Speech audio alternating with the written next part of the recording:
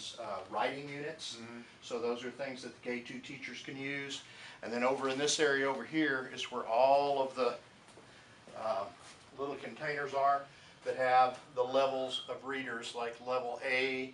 This whole row will be B, that whole row will be C. The flip side doubles back, they go all the way up. There's about 15, 16 levels of reading, and you know, we've talked about guided reading before and why we're doing this, but one of the big advantages of this is once we get it all done, we're literally going to have thousands of books that these teachers can pull from in sets to work with the kids in groups of 4 or 5 that specifically is reaching their needs where they're reading.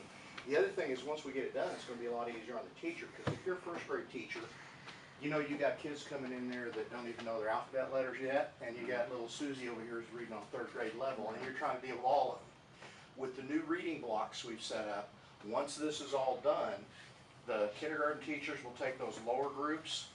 At that time, the kids will go, no matter what grade they're in, they'll go to certain teachers.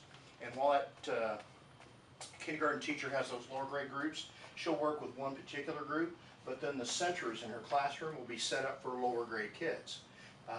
So you got a 3rd grade reader, kids reading on 3rd grade level in kindergarten.